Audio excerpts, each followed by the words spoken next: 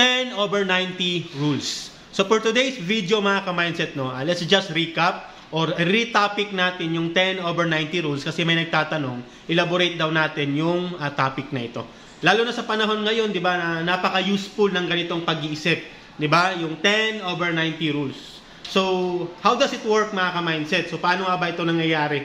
So, 10 over 90 rules, so your 10% decision will really affect the whole 90% of your whole entire life. Di ba? Yung 10% mo daw action, yung 10% mo daw decision is pwedeng maka-apekto sa buong 90% ng pagkatao mo o buhay mo. Let's say for example mga ka-mindset, kung napanood nyo yung nag-viral ngayon, yung babaeng, sabihin natin nagte-take sila ng Shasha, di ba? Shasha na lang, no?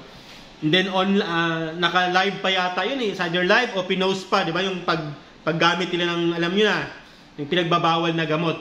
So, yung decision na yun, I don't know kung anong nasa isip nila, no? Hindi ko sila hinuhusgahan.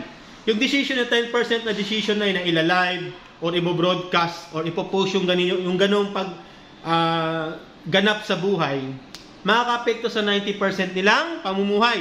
Ano nangyari? Di ba? Ang pagkakalam ko, sinampahan ng kaso or dinakip. Di ba? So parang ganon. Di ba? Parang 10% mong decision dahil sa simpleng bagay na ginawa mo, pinost mo, binroadcast mo sa online, yung 90% ng buhay mo is pwedeng masira. Pwede kang makulong, pwede kang magtago. Di ba? So let's say for example, another good example mga ka-mindset. Example na sa isang temper ka, galit, may kaaway ka. 'Di ba? Dahil may kaaway ka, nagagalit ka, syempre, nagkasalubungan kayo ng init ng ulo, nagkasalubungan kayo ng galit, nag-aaway kayo.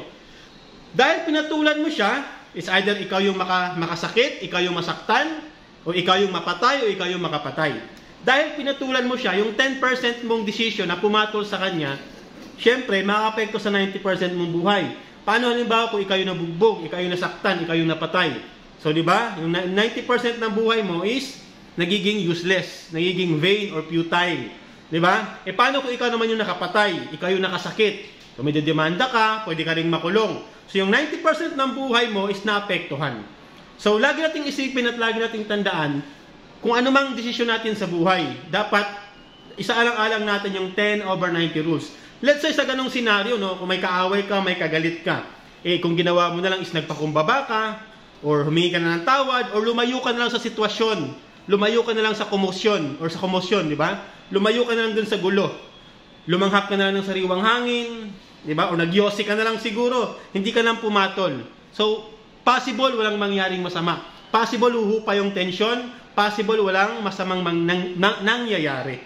So, yun yung ibig kong sabihin, yung 10% decision mo will really affect the 90%. Kasi kung pinatulan mo siya, pwede kang makulong, pwede kang magtago or makapatay or mapatay.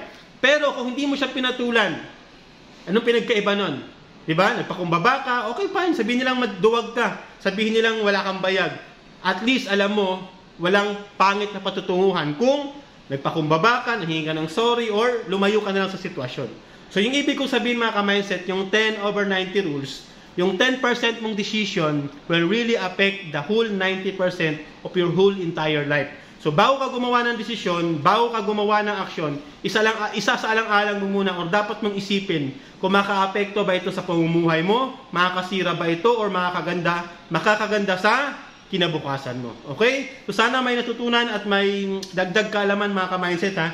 So, laging isipin at laging tandaan, mindset is power. Okay?